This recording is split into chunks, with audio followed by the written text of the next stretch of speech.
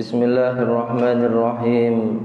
Binniyati liridha illa wa li husuli syafaati Rasulillahi sallallahu alaihi wa alihi wasallam wa li qadha'i hawaijina wa hawaijikum min hawaijid dunya wal akhirah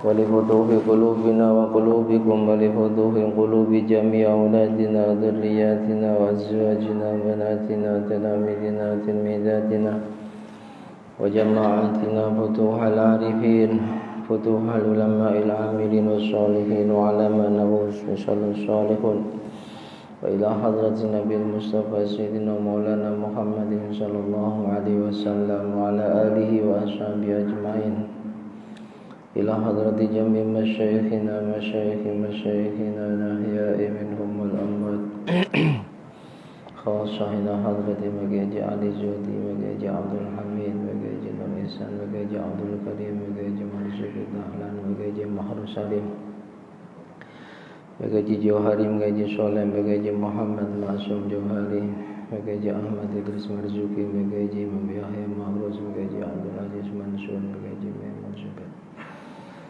ila hadrati magaji Sya'rani Ahmad magaji Muhammad Alani Amin jami' masyayikh muhammad wa jami' mu'allif al-kutub allati ta'allamnaha wa 'allamnaha khususan Sayyidi Syekh Abi Abdullah Muhammad bin Abdullah bin Malik al-Andalusi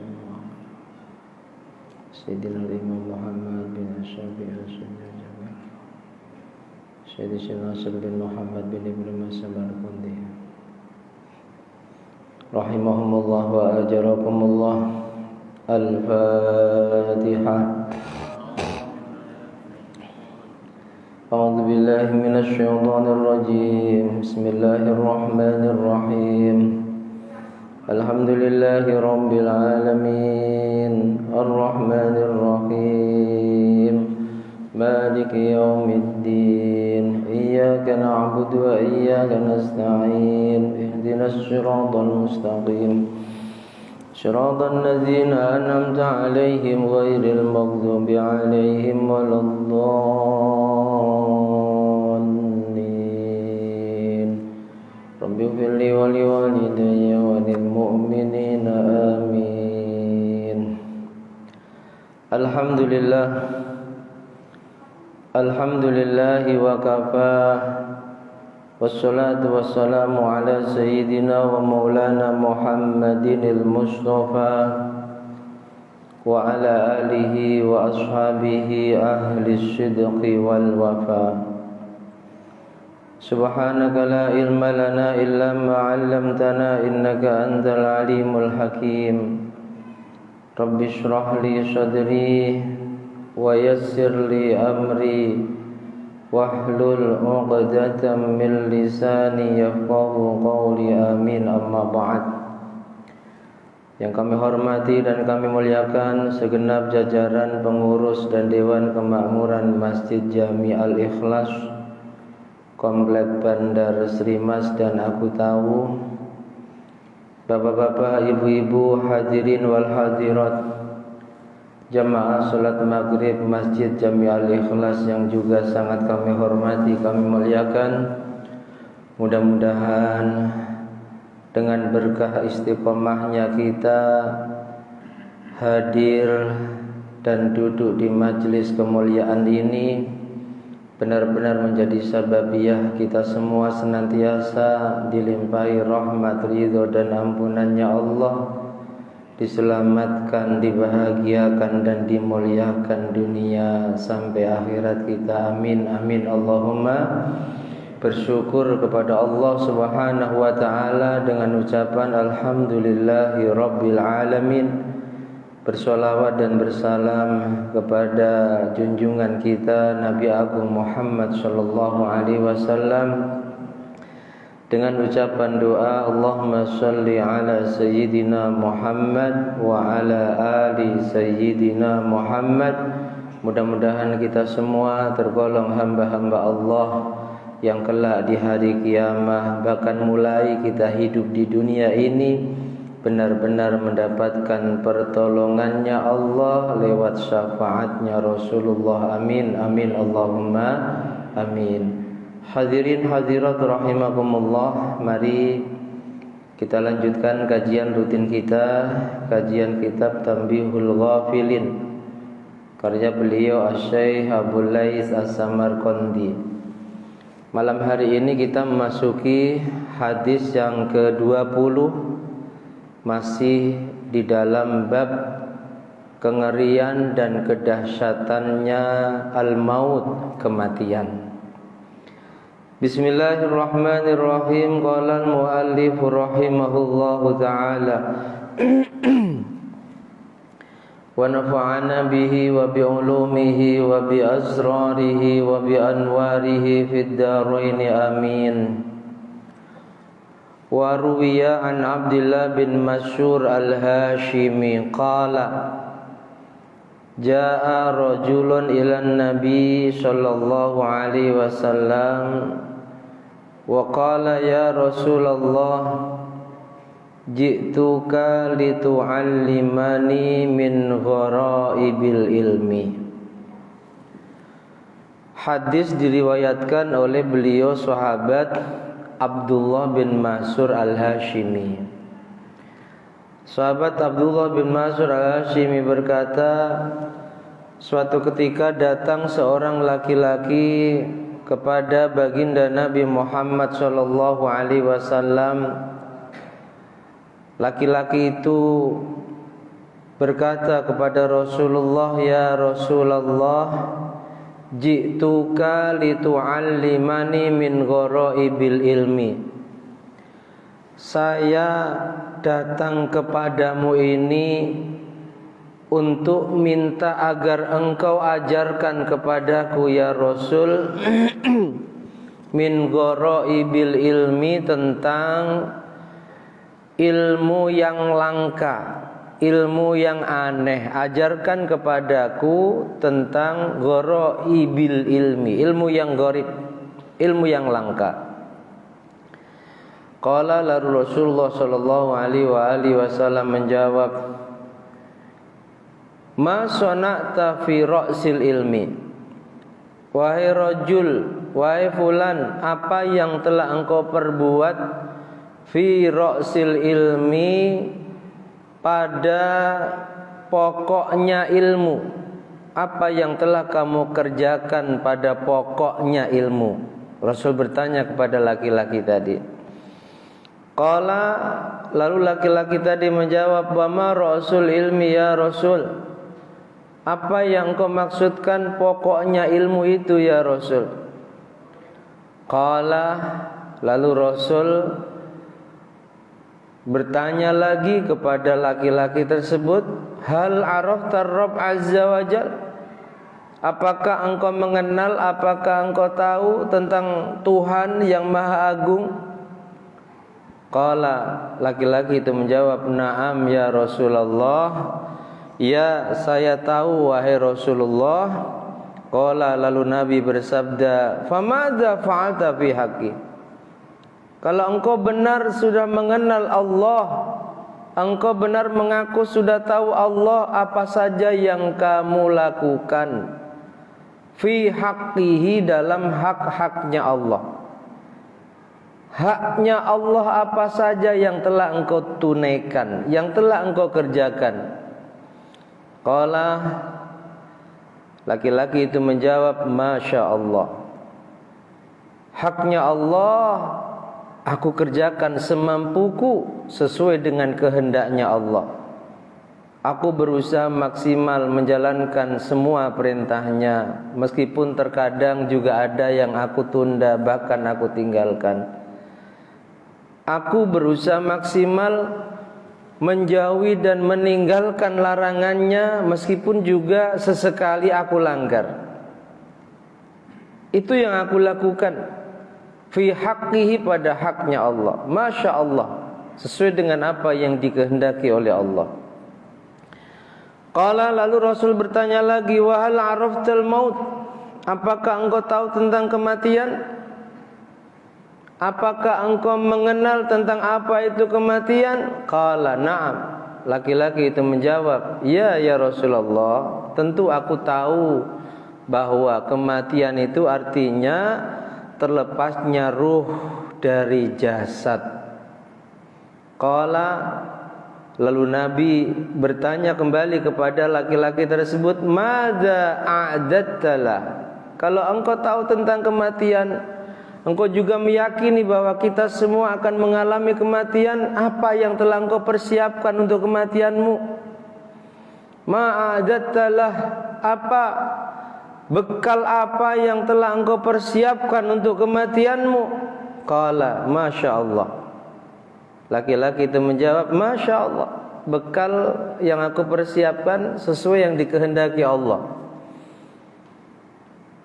Ketika seseorang mengucapkan Masya Allah, maka orang itu sadar bahwa dia tidak bisa apa-apa kecuali semua itu terjadi atas kehendak Allah. Dia bisa melakukan kebaikan atas kehendak Allah, dia bisa meninggalkan larangan atas kehendak Allah. Masya Allah. Makanya doa yang dibaca oleh Nabiullah Khidir alaihi salam saat berjumpa dengan Nabiullah Ilyas alaihi salam 1 tahun sekali di samping Ka'bah. Sebagian ulama mengatakan di Hijr Ismail sebelum keduanya berpisah kembali dan akan berjumpa pada 1 tahun yang akan datang di musim haji. Itu doa Bismillahi Masya Allah, la yasukul khaira illallah. Bismillahi Masya Allah, la yasrifu su'a illallah. Bismillahi Masya Allah, ma kana min ni'matin faminallah. Bismillahi Masya Allah, la haula wa la quwwata illa billah. Itu doa perjumpaan Nabiullah Ilyas dan Nabi Khidir ketika keduanya akan berpisah kembali untuk berjumpa pada 1 tahun yang akan datang di musim haji di samping Ka'bah, tepatnya di Hijr Ismail. Artinya apa? Keduanya menyadari bahwa diberi umur yang panjang, bahkan tergolong minal mundorin, orang yang ditangguhkan kematiannya sampai nanti hari kiamat. Itu semua terjadi atas kehendak Allah. Kita bisa berjumpa 1 tahun sekali, kita bisa hidup sampai panjang sekali umur kita. Ini Masya Allah, merasa kenikmatan dari Allah. Masya Allah, maka min nikmatin faminallah. Kita merasakan banyak kenikmatan, nikmat meskipun upaya kita sehingga kita bisa mendapatkan nikmat itu hakikatnya datang dari Allah. La yasrifu su'a illallah. Kita bisa terhindar dari keburukan juga Masya Allah. Jadi laki-laki tadi ketika ditanya, ketika kamu tahu bahwa kamu akan mengalami kematian, kamu tahu bahwa semua akan mengalami kematian, bekal apa yang telah kamu persiapkan? Jawabannya Masya Allah, bekal yang aku mampu melakukan sebab itu kehendak Allah. Amal soleh semaksimal aku kerjakan. Iman tentu wajib. Tak ada guna amal soleh tanpa punya iman. Makanya orang-orang yang ahli melakukan amal soleh ini kasihan. Dia suka bantu orang, bahkan mungkin bantu masjid. Punya anak asuh ratusan bahkan ribuan. Kebutuhan janda-janda, anak-anak yatim di sekitarnya dia yang mencukupi. Tapi dia gak beriman. Kasihan sebenarnya ini. Kasihan. Sebab apa? Allah hanya akan memberikan balasan kebaikan yang dilakukannya di dunia. Kalau tidak segera beriman kepada Allah, mati dalam keadaan ingkar kepada Allah tanpa membawa iman meskipun sepanjang hidupnya, subhanallah, amal solehnya luar biasa, tetap di akhiratnya, mulai dari alam kuburnya, selamanya merasakan siksa dan azabnya Allah. Makanya kalau kita punya saudara, kita punya sahabat-sahabat karib yang dia ahli melakukan amal soleh, suka bantu orang, suka berbagi, tapi masih belum beriman, dekati, doakan dalam rangka kasihan kita padanya. Kita tolong dia agar kebaikan yang begitu banyak dilakukan di dunianya ini bisa bermanfaat untuk akhiratnya. Untuk akhiratnya. Dia jawab, Masya Allah. Berusaha memperbanyak bekal kematian, melakukan amal soleh, Masya Allah, sesuai dengan kehendaknya Allah. Qala, lalu setelah laki-laki tadi yang ingin diajari Rasul tentang ilmu yang gorib, ilmu langka. Gorib itu langka, ya. Makanya kalau kita belajar Al-Quran ada bacaan gorib, itu bacaan langka, bacaan yang membacanya tidak sesuai dengan tulisannya. Nah, itu bacaan gorib, bacaan langka. Banyak di sana. Ada yang tulisannya panjang, harus dibaca pendek. Ada yang tulisannya ada hamzahnya dihilangkan. Ada yang membacanya wajar, cara membacanya mulut kita harus mencucu dan seterusnya. Itu bacaan gorib. Ini minta diajari Rasul ilmu yang gorib, ilmu yang langka. Lalu Rasul perintahkan kepada laki-laki tersebut setelah menjawab beberapa pertanyaannya Rasulullah, qala idhab, wahai fulan, idhab fahkum biyahunak. Pulanglah kamu, apa yang kamu pahami tadi tentang kamu mengakui kenal Allah dan kamu juga merasa sudah menunaikan hak-haknya Allah, kerjakan terus, laksanakan terus. Apa yang kamu ketahui tentang kematian dan kamu juga mengetahui bekal apa yang harus dipersiapkan untuk menghadapi kematianmu dan kamu sudah lakukan, laksanakan itu. Pulang dulu. Pulang, ta'al, nanti lain waktu datang ke sini. Datang ke sini kembali, hatta u'allimuka min ghoraibil ilmi, dan aku akan mengajarkan ilmu yang gorib tadi kepadamu. Ilmu yang langka tadi kepadamu. Pulanglah laki-laki tersebut. Falamma ja'ahu ba'da sinin, setelah beberapa tahun kemudian laki-laki ini menghadap lagi kepada Rasul. Menghadap kepada Rasul, menagih janji Rasul. Ingin diajari apa? Ilmu yang gorib, ilmu yang langka. Qala Nabi sallallahu alaihi wasallam, lalu Nabi berkata kepada laki-laki tersebut, fulan, dha' yadaka ala qalbik, letakkan tanganmu pada hatimu. Hati ada di dalam dada, letakkan tanganmu di dadamu. Setelah itu Rasul katakan padanya, ma la tardha li nafsika la tardhahu li akhikal muslim. Perkara yang kamu tidak suka terjadi pada dirimu, maka jangan kamu lakukan pada saudara muslimmu. Setelah meletakkan tangannya di dadanya, Nabi memberikan nasihat, perkara yang kamu malah tardo tidak suka terjadi pada dirimu, jangan sekali-kali kamu lakukan kepada saudara muslimmu.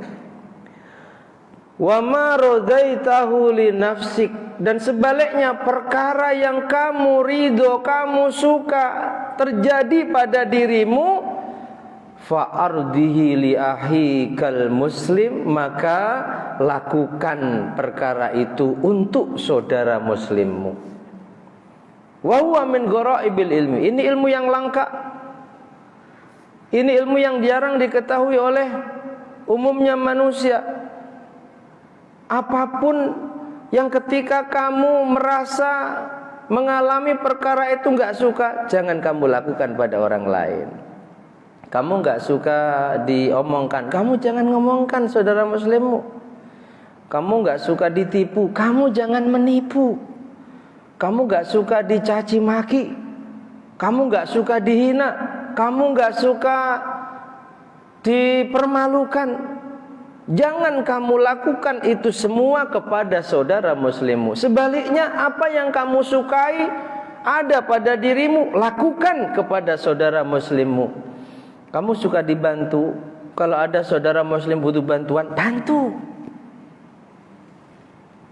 Kamu ketika sedih, suka dihibur, digembirakan, punya saudara muslim sedang sedih, entah sedih sebab dapat musibah, orang-orang tercintanya meninggal, dapat musibah, sakit, hibur, kamu pasti suka. Andaikan kamu sakit, andaikan ada orang-orang tercinta terkasihmu meninggal, ada orang datang kepadamu menghibur dirimu, sehingga kamu tidak terlarut-larut dalam kesedihanmu, kamu pasti suka. Lakukan itu. Jadi ilmu yang langka itu adalah ketika kita bisa melakukan sesuatu kepada saudara muslim kita, perkara-perkara yang kita sukai itu terjadi pada diri kita. Kita sakit butuh dijenguk, dan saat ada orang menjenguk, membesuk, kita suka, lakukan itu. Kita butuh pertolongan, ada yang menolong, kita suka. Ketika ada saudara muslim kita butuh pertolongan, lakukan. Sebaliknya, kita nggak suka dihina, jangan menghina saudara muslimmu. Kita tentu nggak suka dicaci maki, dipermalukan, apalagi banyak yang kita nggak suka itu terjadi pada diri kita. Digunjing, diomongkan di belakang kita, jangan lakukan itu pada saudara muslim. Itulah ilmu yang langka yang harus kamu pegang teguh sebagai bekal hidupmu dan juga bisa menjadi bekal kematianmu. Fabayyana an-nabi sallallahu alaihi wasallam, lewat hadis ini Nabi menjelaskan kepada kita semua, satu, annal istidad lil maut min ra'sil ilmi. Pokoknya ilmu itu adalah bersiap diri, memperbanyak bekal untuk menghadapi kematian. Dan tidak ada bekal untuk menghadapi kematian kecuali amal soleh kita. Sehingga aula ayyushtaghala bihi, kalau kita sadar bahwa tidak ada bekal yang benar-benar bermanfaat bagi kita untuk menghadapi kematian kita kecuali amal soleh, sibukkan diri kita dengan amal soleh sebelum kita sibuk dengan yang lainnya. Dan yang kedua, lewat hadis ini Rasul ajarkan kepada kita bahwa ilmu yang langka itu adalah ketika kita selalu bisa melakukan untuk saudara-saudara muslim kita sesuatu yang kita suka itu terjadi pada diri kita, dan kita tidak melakukan sesuatu yang kita tidak suka pada saudara-saudara muslim kita. Andaikan seluruh umatnya baginda Nabi Muhammad SAW ini mengamalkan nasihat beliau tentang ilmu yang langka ini, subhanallah, tak bisa kita bayangkan betapa akan rukunnya seluruh umat di dunia ini. Betapa sebab rukunnya itu Allah akan menurunkan berkah dari langit dan mengeluarkan berkah dari bumi. Cuma yaitu tadi, sedikit sekali yang mau mengamalkan. Sebaliknya, karena ada perbedaan pandangan perkara yang tidak begitu penting dalam agama, entah perbedaan pandangan pilihan presiden, pilihan RT, pilihan wali kota, perbedaan politik, menyebabkan kita tidak mengamalkan ini. Kita tidak mengamalkan ilmu yang langka ini, yang kita tidak akan melakukan sesuatu yang kita tidak suka terjadi pada diri kita kepada saudara kita.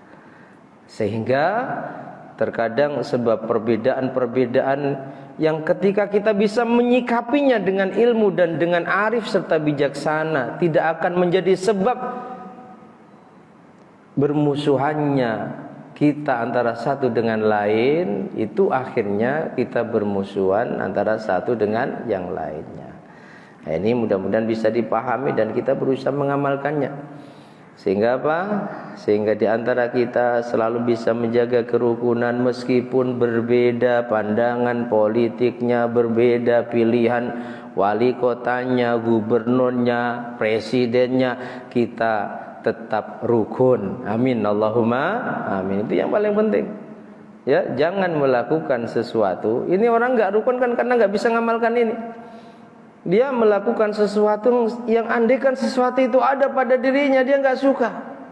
Dia lakukan itu. Dia enggak suka dicaci maki, dia mencaci maki saudara muslimnya. Nah, mudah-mudahan amin Allahumma amin.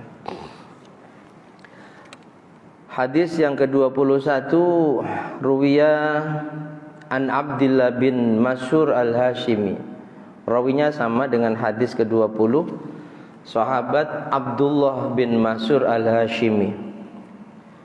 Qala, sahabat Abdullah bin Masyur al-Hashimi berkata, qara'a Rasulullah sallallahu alaihi wasallam hadil ayat. Suatu ketika Rasulullah sallallahu alaihi wasallam membaca ayat ini. Ayat ini itu ayat apa?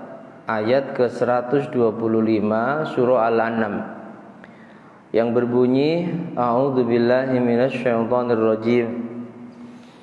Bismillahirrahmanirrahim. Faman yuridillahu ay yahdiyahu yashrah sadrahu lil Islam. Wa may yurid ayyudillahu yaj'al sadrahu dhayyiqan haraja.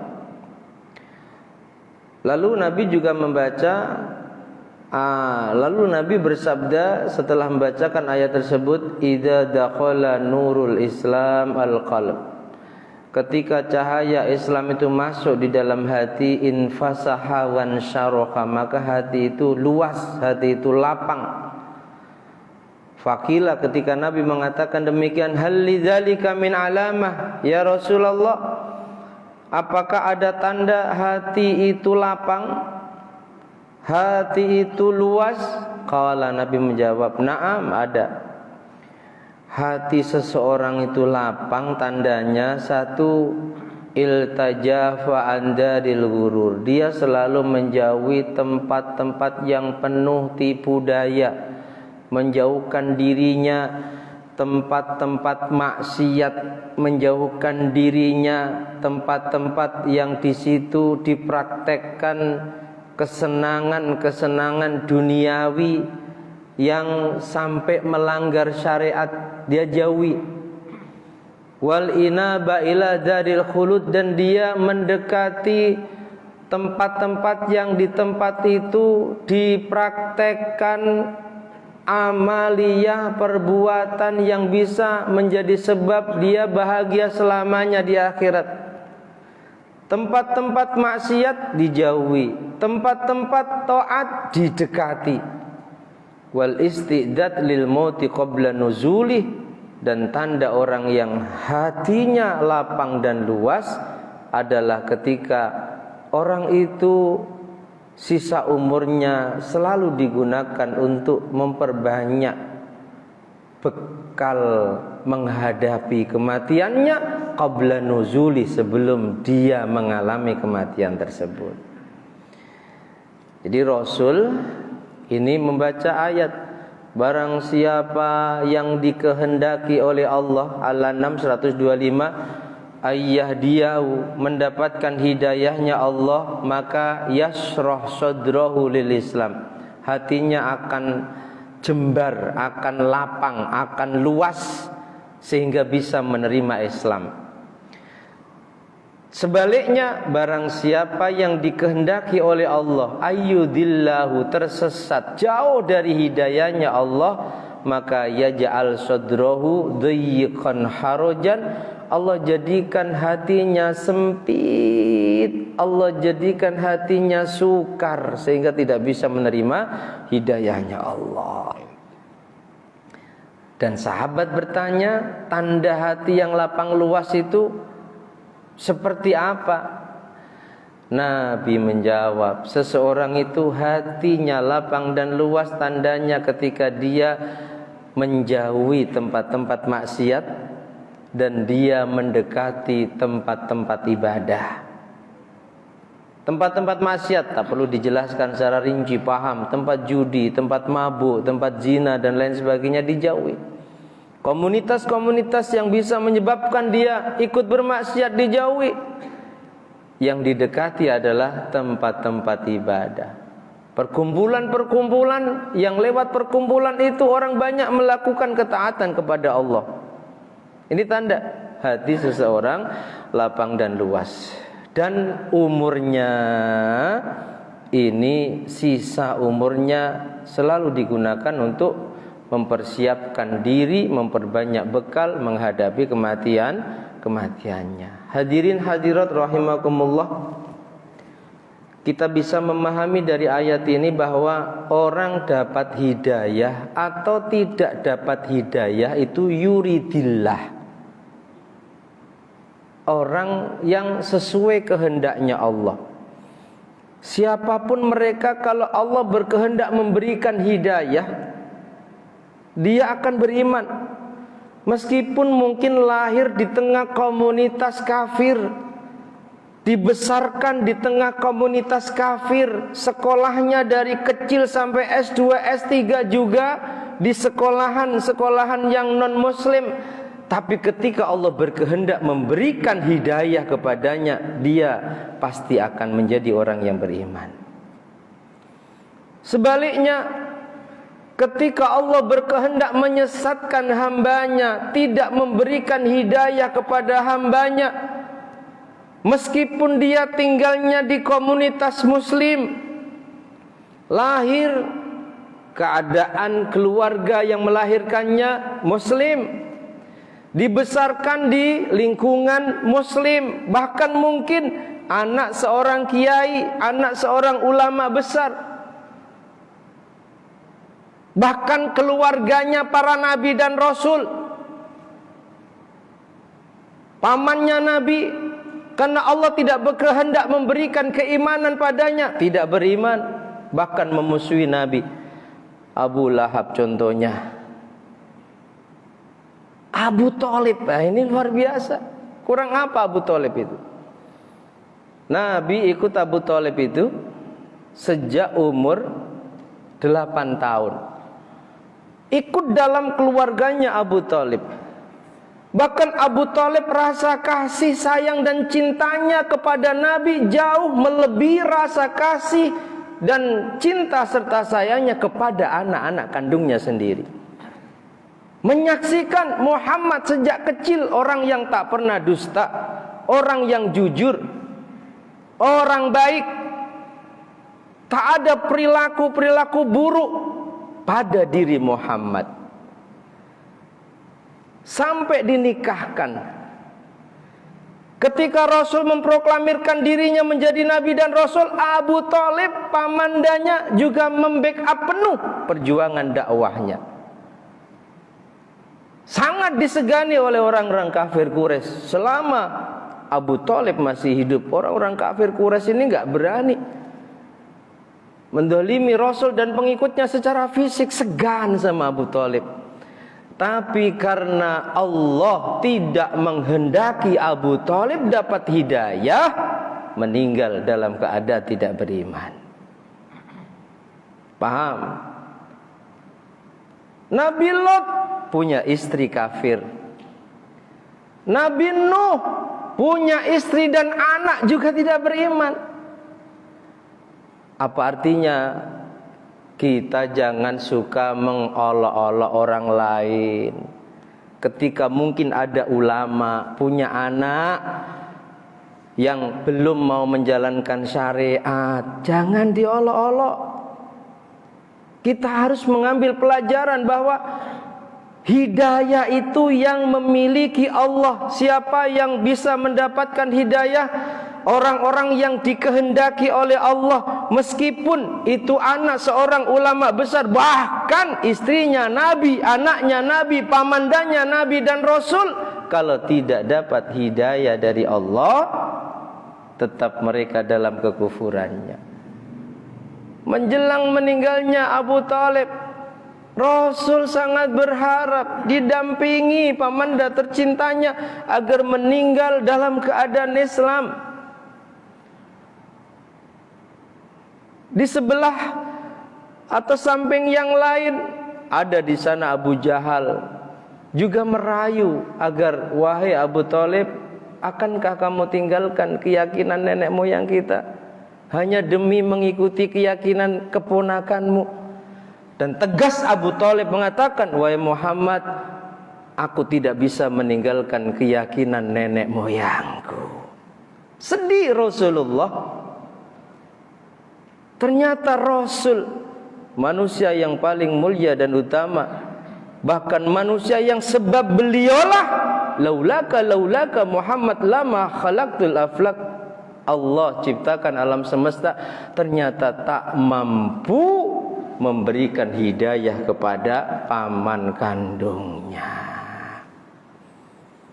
Sampai turun ayat, innaka la tahdi man ahbabta walakinnallaha yahdi man yasha. Muhammad, sungguh kamu, meskipun kamu luar biasa sempurnanya, tak bisa memberikan hidayah kepada orang yang kamu cintai. Yang bisa memberikan hidayah kepada seseorang adalah Allah, bukan kamu. Makanya para mubalik, para dai, sudah tugasnya menyampaikan, mengajak. Yang diajak mau mengamalkan, alhamdulillah. Gak mau, cukup. Gak perlu stres. Saya ngajak kamu itu gak perlu loh, kamu gak butuh kamu bayar, gak perlu. Ajak, sampaikan. Masalah dia mau mengamalkan atau tidak, mendapatkan hidayah kesadaran atau tidak, bukan urusan kita. Itu urusannya Allah. Dan yang lebih penting lagi, Bapak Ibu jamaah sekalian dirahmati Allah, kita juga harus sadar bahwa yang bisa menjaga hidayah sampai kita menghadap Allah juga Allah. Jangan teledor. Di sini banyak orang yang teledor. Ada satu kitab karya seorang ulama yang di situ menceritakan tentang orang-orang yang tertipu dengan amal solehnya. Orang-orang yang hebat, terkenal amal solehnya, ahli jamaah, ahli masjid, ahli sedekah, ahli puasa sunnah, tapi tertipu. Dia keasikan dengan amal solehnya sehingga dia lupa bahwa yang bisa menjaga hidayahnya itu Allah, bukan amal solehnya. Sebelum meninggal dunia dicabut hidayah itu oleh Allah. Seorang muadzin yang hari-hari tukang adzan 5 waktu. Ini seorang muadzin, bukan tukang mabuk. Hari-hari, zaman dulu naik ke menara untuk azan, 5 waktu mengajak orang salat. Teledor dia merasa dengan azan yang istiqomah dilakukannya, Allah bisa terjaga hidayah. Teledor. Suatu ketika saat naik ke menara mau azan, lewat di bawahnya wanita yang sangat cantik. Tergoda dia. Selesai azan diburu, singkat cerita jumpa, ditanya, dan dengan gentle menyatakan diri ingin menikahi perempuan itu. Perempuan itu menjawab, gampang saja mas kalau mau menikahi aku. Apa?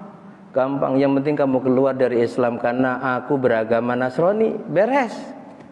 Demi perempuan, Islam ditinggalkan hanya demi terpesona dengan kecantikan perempuan. Dan naudzubillah, setelah menikah di malam pertama belum sempat melakukan hubungan suami istri, padahal sebab itulah dia keluar dari Islam, murtad dari Islam, jatuh dari loteng rumahnya, meninggal. Ini teledor, sebab merasa tukang adzan pasti terjaga imannya. Apalagi yang tukang mabuk. Ada yang tukang mabuk? Ada yang tukang judi? Nah, mudah-mudahan sepulang dari sini sadar semua ya. Jadi gak boleh teledor. Meskipun kita ahli sedekah, kita ahli amal soleh, tetap harus minta kepada Allah. Sebab Allah lah yang bisa menjaga keimanan kita, hidayah kita sampai kita menghadapnya. Amin Allahumma. Makanya wajib bagi orang yang beriman sehari semalam minimal 17 kali minta Allah beri hidayah. Ihdinas siratal, wajib. Sebab begitu pentingnya hidayah. Dan sekali lagi kita harus sadar, yang bisa memberikan hidayah Allah, yang bisa menjaga hidayah juga Allah, yang bisa kita meninggal dalam keadaan tetap iman dan Islam juga Allah. Jangan teledor dengan kesalehan kita, tetap mohon kepada Allah agar Allah tetapkan iman dan Islam kita sampai kita menghadapnya, agar Allah husnul khotimahkan kita saat kita menghadapnya. Amin amin Allahumma. Ya Allah biha, ya Allah biha, ya Allah bi husnil, ya Allah biha, ya Allah biha, ya Allah bi husnil khatimah, ya Allah biha, ya Allah biha, ya Allah bi husnil khatimah. Demikian, semoga bermanfaat. Ada kurang dan lebihnya mohon maaf. Kita tutup dengan bismillahirrahmanirrahim. Wal 'asri innal insana lafi khusrin illa alladziina aamanu wa 'amilus shalihati wa tawassaw bil haqqi wa tawassaw bis sabr. Subhanakallahumma wa bihamdika asyhadu an la ilaha illa anta astaghfiruka wa atubu ilaik. Wal 'afwu minkum. Ihdinas siratal mustaqim. Wassalamu alaikum warahmatullahi wabarakatuh.